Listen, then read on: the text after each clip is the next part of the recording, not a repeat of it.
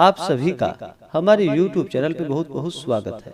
आइए सुनते हैं जया एकादशी व्रत की कथा। जया एकादशी का व्रत। यह व्रत हर वर्ष माघ माह के शुक्ल पक्ष की एकादशी तिथि के दिन जया एकादशी का व्रत किया जाता है। इसे जया एकादशी और अजा एकादशी के नाम से भी जाना जाता है। जया एकादशी के व्रत में इस दिन विशेष प्रकार से, जो कि भगवान विष्णु, माता लक्ष्मी और भगवान विष्णु के श्री कृष्ण स्वरूप का पूजन करना चाहिए। यह एकादशी का व्रत, जो कि सभी प्रकार के पापों को नष्ट करने वाली है। इस व्रत के प्रभाव से अकाल मृत्यु का भय नहीं होता है। भूत, प्रेत, पिशाच आदि योनियों से मुक्त करने वाली, पितरों को सद्गति प्रदान करने वाली और अंत में मोक्ष को प्रदान करने वाली है। जो भी भक्त सच्ची श्रद्धा के साथ, नियम और निष्ठा के साथ जया एकादशी का व्रत करते हैं, भगवान विष्णु, माता लक्ष्मी, भगवान श्री कृष्ण की कृपा से उनके सभी प्रकार के पाप और ताप नष्ट होते हैं। तो आइए सुनते हैं जया एकादशी व्रत की कथा। तो बोलिए प्रेम से भगवान विष्णु की जय, माता लक्ष्मी की जय। बहुत समय पहले की बात है कि एक बार पांडु नंदन भगवान श्री कृष्ण से हाथ जोड़कर उनसे नम्रता पूर्वक बोले कि हे नाथ, अब आप कृपा करके मुझसे माघ मास शुक्ल पक्ष एकादशी का वर्णन कीजिए और उस व्रत के करने से क्या पुण्य फल प्राप्त होता है, वह आप हमसे कहिए। तब भगवान श्री कृष्ण ने कहा कि हे राजन, इस एकादशी का नाम जया है और यह अक्षय फल देने वाली है। इसका व्रत करने वाला ब्रह्म हत्या से मुक्त हो जाता है और अंत काल में उसे काम और मोक्ष की प्राप्ति होती है। इस व्रत द्वारा मनुष्य कुयोनि से छूट जाते हैं। अब हम तुम्हें इसकी एक पौराणिक कथा, जो पद्म पुराण में लिखी है, वह कहते हैं। तुम ध्यान पूर्वक सुनो। एक समय की बात है कि देवराज इंद्र अपनी नगरी में अत्यंत ऐश्वर्य पूर्वक राज्य करते थे। वहाँ के देवता, जो कि सोमपान के प्रताप से हिष्ट पुष्ट एवं सौंदर्य की खान बन रहे थे, अप्सराओं से युक्त पारिजात पुष्प से सुशोभित नंदन कानन में क्रीड़ा कर रहे थे। महाराज इंद्र ऐश्वर्य से परिपूर्ण अप्सराओं और गंधर्वों के साथ नाच और गान में उन्मत्त हो रहे थे।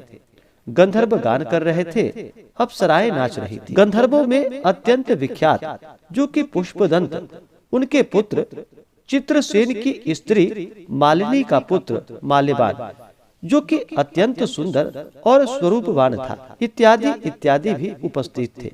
माल्यवान के अत्यंत सुंदर स्वरूप का अवलोकन कर पुष्पवती नामक एक अत्यंत रूपवती गंधर्व कन्या, जो कि कामदेव की पीड़ा से व्यथित हो उठी और अपने सुंदर स्वरूप और हाव भाव एवं दिव्य कटाक्षों से माल्यवान के हृदय को व्यथित एवं कामाशक्त कर दिया। पुष्पवती की सुंदरता निस्संदेह ही विलक्षण थी। उसके बाहुपाश निस्संदेह ही कामपाश को भी लज्जित कर रहे थे। मुख चंद्रमा के समान प्रकाशमान, नेत्र बड़े बड़े और कान तक फैले हुए थे। कानों के कुंडल अनुपम शोभा को दर्शा रहे थे। उनकी ग्रीवा एवं उनके सटे हुए दिव्य कंठहार आदि अपनी अनुपम शोभा का चमत्कार दिखा रहे थे तथा ऊंचे ऊंचे सुंदर उरोज स्वर्ण कलशों को लज्जित कर रहे थे। उदर अत्यंत ही सूक्ष्म तथा कटी प्रदेश मुष्टि में था। नितंब ऊंचे, विस्तीर्ण, सुंदर, जगनस्त एवं लाल कमलों को लज्जित करने वाले चरण इत्यादि माल्यवान के नेत्रों में चकाचौंध पैदा कर रहे थे। यद्यपि ये दोनों ही प्रेमी एक दूसरे पर अत्यंत ही अनुरक्त हो रहे थे, तथापि भयवश इंद्र को प्रसन्न करने के लिए बाध्य थे। अस्तु अन्य गंधर्वों और अप्सराओं के साथ मिलकर कार्य आरंभ किया, परंतु काम के वशीभूत होने के कारण इनका नृत्य एवं गान सम्यक नहीं उतर रहा था। इनकी चेष्टाओं एवं हाव भंगिमा से चतुर देवराज इंद्र पर इनका अनुराग तत्काल ही प्रकट हो गया।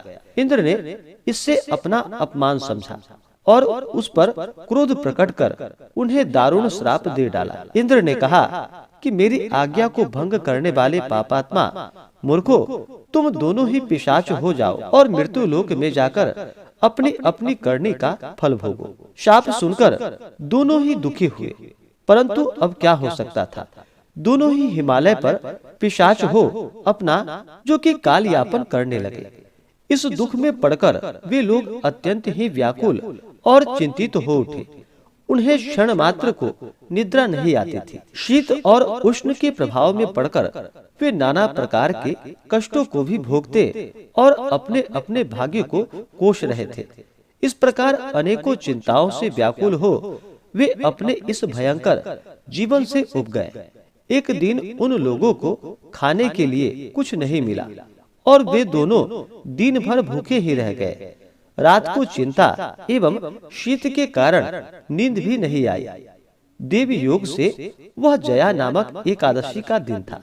अस्तु द्वादशी के दिन सूर्योदय होते ही इनका पिशाच तत्व नष्ट हो गया और उनका वह प्राचीन दिव्य रूप उन्हें प्राप्त हो गया। देवता और अप्सराएं उनकी स्तुति करने लगे। उन लोगों ने जाकर देवराज इंद्र को प्रणाम किया। देवराज उनका दिव्य रूप देखकर आश्चर्यचकित हो गए और उनसे पूछा कि कहो, तुम्हारा पिशाच तत्व किस प्रकार से नष्ट हुआ। माल्यवान ने हाथ जोड़कर निवेदन किया कि हे प्रभु, यह जया नामक एकादशी के अनजाने व्रत करने का पुण्य फल है। उनकी ऐसी वाणी को सुनकर देवराज इंद्र ने कहा कि भगवान विष्णु की भक्ति एवं जया के अनुग्रह से तुम्हारा पिशाच तत्व नष्ट हो गया और अब तुम देवताओं से भी वंदना के योग्य हो गए हो। अस्तु अब तुम दोनों आनंद पूर्वक देवलोक में आनंद करो। हे राजन, देखो कैसा प्रभाव दिखाया इस जया एकादशी व्रत के पुण्य फल ने। इसलिए इस जया एकादशी व्रत को अवश्य ही करनी चाहिए, क्योंकि यह व्रत अनेकों अनुपम फलों को देने वाला है। भक्ति पूर्वक जया का व्रत करने वाला निस्संदेह 100 वर्ष पर्यंत स्वर्ग में निवास करता है। तो बोलिए प्रेम से भगवान विष्णु की जय, माता लक्ष्मी की जय।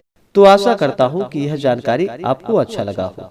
ऐसे ही ज्ञानवर्धक जानकारियाँ प्राप्त करने के लिए हमारे इस चैनल पे अगर आप नए हैं तो चैनल को लाल बटन दबा करके सब्सक्राइब करें, साथ में बेल आइकन घंटी को दबाएं ताकि मेरे वीडियो का नोटिफिकेशन आपको समय से मिलता रहे।